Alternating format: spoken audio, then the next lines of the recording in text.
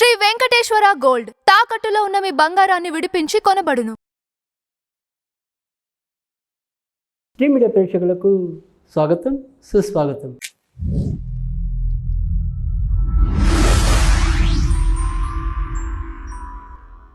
వారఫలాలు కార్యక్రమంలో జూన్ 23 నుంచి 29వ తారీఖు వరకు సింహరాశి ఫలితాలు ఏ విధంగా ఉండబోతున్నాయి, సింహరాశి వారు ఎలాంటి విషయాల్లో జాగ్రత్త పడాలి, ప్రస్తుతం ఉన్న గోచార రీతి వీరికి అనుకూలమా ప్రతికూలమా, ఈ విషయాల గురించి మాట్లాడుకుందాం.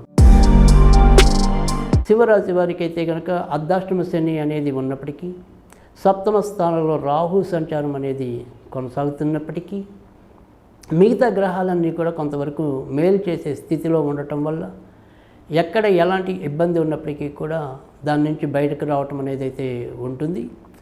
ఉద్యోగం కావాలని ప్రయత్నిస్తున్న వారి ప్రయత్నాలు సఫలీకృతం అవుతాయి. ఉన్న చోటనే మంచి మార్పులు కావాలని ఆశించే వారికి కూడా మంచి మార్పులు తటస్థిస్తున్నాయి. వ్యాపారస్తులకు కూడా ఎంతో కొంత ముందుకెళ్ళే పరిస్థితి అయితే కనిపిస్తోంది. ముఖ్యంగా ఎముకలు నరాలు కీళ్ళకి సంబంధించిన వైద్యులకి కానీ, పిల్లల వ్యాధులకు సంబంధించిన వైద్యులకి, నరాల బలహీనతలకు సంబంధించిన వైద్యులకి చాలా మంచి ఫలితాలు ఈ వారం ఉండబోతున్నాయి.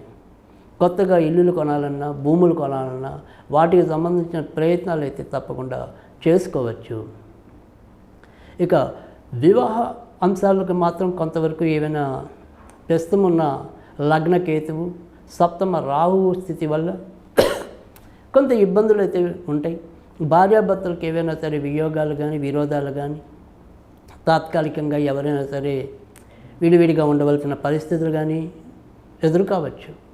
అయితే అలాగని మరీ బెంగపడాల్సిన అవసరం అయితే లేదు. ముఖ్యంగా లాభస్థానంలో మంచి గ్రహాల కూడిమి ఉండటం వల్ల ఇటు స్నేహితుల సహకారాలు లభించడం అనేది, పదోన్నతులు లభించడం అనేది సాధ్యమవుతుంది. అలాగే దూర ప్రాంతాలకి వెళ్ళాలనుకున్నప్పటికీ కూడా సాధ్యం అవటం అనేది అయితే కనిపిస్తుంది. దూర ప్రాంతాల్లో స్థిరపడాలి అనుకున్నప్పటికీ కూడా అందుకు తగిన వాతావరణం అయితే నెలకొంటుంది. ఆనందకరంగా, సంతృప్తికరంగా జీవించడానికి మీరు తీసుకుంటున్న నిర్ణయాలు ఏవైతే ఉంటాయో అవి సత్ఫలితాలు ఇవ్వటం అనేది అయితే ఉంటుంది. కానీ అర్ధాష్టమ శని ప్రభావం వల్ల ఏ పని తలపెట్టినప్పటికీ కూడా అది కొంత వాయిదా పడతాం. ఒకటి రెండు ప్రయత్నాలు విఫలమైన తర్వాతనే సఫలమవటం అనేది అయితే ఉంటుంది. కనుక మరీ బెంగపడవలసిన వాతావరణం అయితే కనుక ఈ వారం ఏమీ మీకు గోచరించడం లేదు. చాలా చక్కటి కాలం. మీరు ఉన్నంతలో దీపాన్ని చెక్క పెట్టుకోవటం అనేది, దీపం ఉండగానే ఇల్లు చెక్క పెట్టుకోవటం అనేది ఈ వారం మీకు చాలా అవసరం. కనుక సాధ్యమైనంత వరకు కూడా మీరు కార్యోన్ముఖులై ఖచ్చితంగా మీ ప్రయత్నాలు అయితే మొదలెట్టండి. ఇక ఈ వారం మీరు సాధ్యమైనంత వరకు కూడా వెంకటేశ్వర స్వామికి సంబంధించిన పూజలు చేసుకోవటం వల్ల మరిన్ని ఉత్తమ ఫలితాలు పొందటం అనేది అయితే ఉంటుంది. మఖా నక్షత్రం వారికి, ఉత్తరా నక్షత్రం వారికి మధ్యాహ్నం 3 గంటల 16 నిమిషాలు దాటిన తర్వాత ఎక్కువ మంచి ఫలితాలు ఉంటాయి.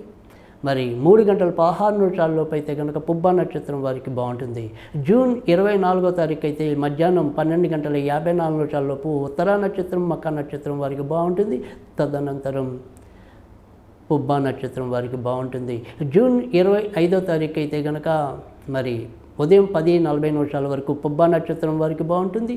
తదనంతరం మిగతా 2 నక్షత్రాల వారికి బాగుంటుంది. జూన్ 26వ తారీఖు ఉదయం 8 గంటల 40 నిమిషాల వరకు మఖా నక్షత్రం, ఉత్తరా నక్షత్రం వారికి బాగుంటుంది. తదనంతరం పుబ్బా నక్షత్రానికి బాగుంటుంది. జూన్ 27వ తారీఖు ఉదయం 7 గంటల 22 నిమిషాల వరకు పుబ్బా నక్షత్రానికి బాగుంటుంది. తదనంతరం మిగతా 2 నక్షత్రాల వారికి బాగుంటుంది.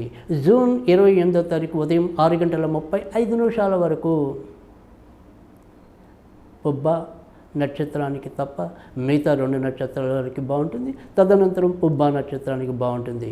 జూన్ 29వ తారీఖు ఆదివారం నాడు ఉదయం 6 గంటల 35 నిమిషాల వరకు పుబ్బా నక్షత్రానికి బాగుంటుంది. తదనంతరం మిగతా 2 నక్షత్రాల వారికి బాగుంటుంది.